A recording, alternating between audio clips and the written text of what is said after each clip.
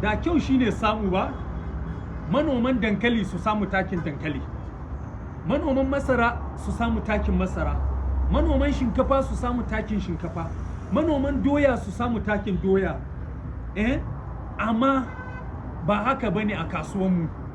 Idan ka je kasuwa zaka gan takin kawai duka NPK, sai ka gan an raba shi wani yafi wani yawa, 20-10-10, 15-15, 27-13-13 da dai sauransu, 20-10-5 duka ko. Babu wani takin da zaka je ka ga a ce maka wai masu manoman dankali wai ga takin dankali, manoman gwaza ga takin gwaza, manoman masara ga takin masara. Yawancin kowanne kawai zaka gan takin dai kawai iri daya ne. All we have in our market are generic fertilizers. Ideally, maize farmers should be able to go to the market and get maize blended fertilizer. Rice farmers should get rice blended fertilizer, yam blended fertilizer, but that is not the case in our country. All we have in the market are generic fertilizers. People just make their choice based on brand. So you will see people rushing for Golden, Matrix, Nagari, Babangona, Aida, Zaria fertilizer, Samanaka, Bajefta and the lights. You can't expect to get maximum yield when you continue to use generic fertilizer. How does it make sense to you that you are growing a crop that will produce fruit like tomato, and a crop that you are so much interested in the tuber like yam, like potato, that they are going to use the same fertilizer? No. Something is wrong with our system of farming. Ideally, maize farmers should go for fertilizers specially blended for maize. Rice farmers should go for fertilizers specially blended for rice. Because when you check the essential elements, whether it is the N, the P and the K, have their roles in the growth and development of our plants. You will see that the N is responsible for the overall growth and development. The P is responsible for flowering and tuber development, root and tuber development.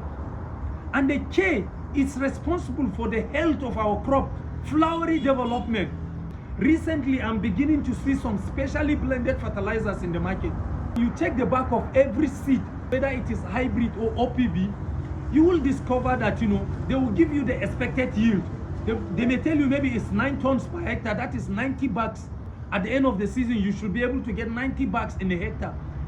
But how many people can get that?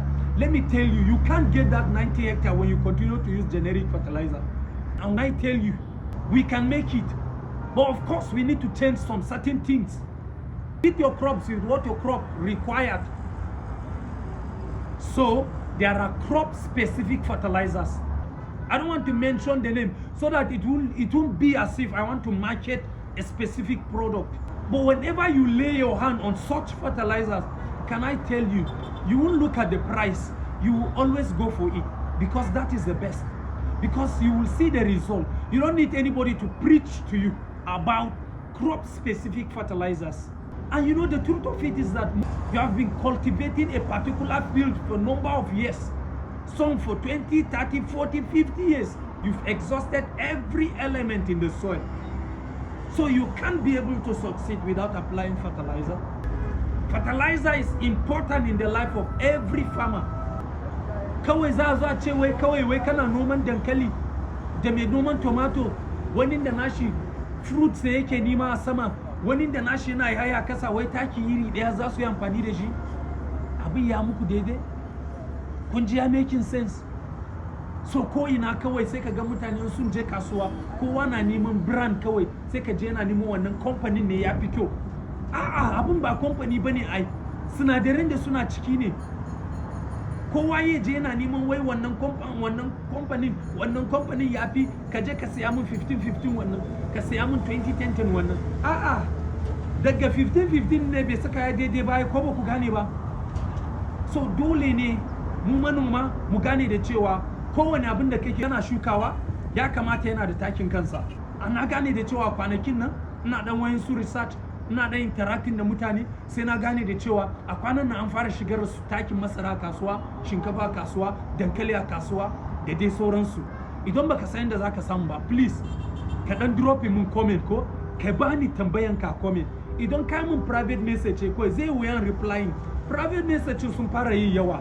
sannan kuma na gane da cewa tambayan da kake da shi maybe wani abokinka ko dan wanka yana da tambayan ka drop in nashi a comment so that by time ina replying naka wani ma zai iya gani by time na gan question naka ko tambayanka in kuma mutane biyu uku suna da irin wancan tambayan ka gan sa sake wani dan bayani a matsayin video a nuna ma jama'a duka a koya tare don haka ina roka please mu yi kokari kusuk mu yi kokari ku nemi takin abinda kuke shuka idan ba za ku iya samuwa ba dropping min comment sannan idan ka gan video nan ya yi taimako idan video nan ya taimaka maka please ka je ka nemi dan wanka manoma an bayi da android phone babban waya ko smartphone sai kai ka je ka dan tura mishi wannan video ka nuna mishi ya kalla ya koya idan kuma yana da shi ka tura mishi sai ka sake shigar da shi Facebook ka saka shi ne masatma ka ba ku ko zaka ga an dan kara mishi farm tips a karshe ka ce mishi ne ma sai dan follow idan ya follow ko wani lokaci idan na aje wani waya wani video kamar wannan zai gani kuma zai karu so da ba wai kai kadai bane manufan da nake yin wannan abu yana dokan lokaci mu yi irin waɗannan videos amma da shike na gane da cewa akwai wanda suna bin wannan page kuma suna karuwa sosai suna kira kuma suna min tambayoyi na gane da cewa da yawan mutane suna samun karuwa a wannan page saboda haka ka recommending page nan akwai wani group da kake ne ka tura musu ka roke su su zo su bi su koya muna da iyaye yawan da suna kwana gona a gonaki idan damina yayi so kama haka har da lokacin rani daga safe yamma har watanni kusan 5-6 a karshen zaka gan zai wuya su samu buhu masara ya kai 10 wanda ya samu saba ya kai 10 a hekta sai yi ta rawa ana celebrating nashi ana martafi wa ya fi kowa gona ba daidai bane ya kasa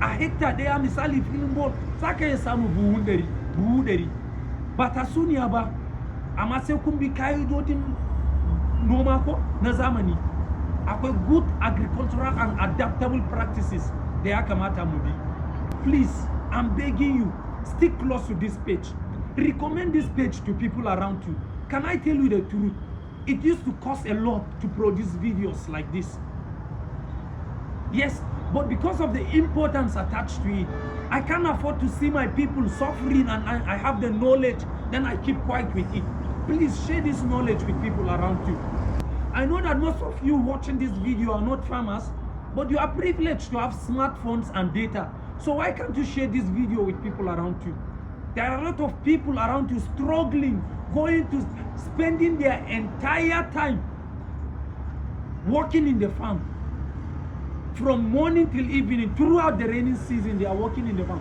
at the end of the season the produce what they will have at the end of the season won't be able to keep them let to talk of selling some in the market please can we help our people need to know some of these things sometimes you will see me doing video teaching you about farming inside my car that doesn't mean that I can't work in the field but that is the only time I have to tell you some things the time have come for us to change the way we farm and it begins with us if Nigerians are going to farm right then it begins with me I already have the knowledge so it is my responsibility to teach you and then I know that I can be able to reach more farmers through this platform than I can be able to meet them physically please we will be gathering testimonies at the end of the season if I share anything with you just divide your farm into 2 try it and see if you do not see the result better than the way you are used to unfollow me come out online and tell people please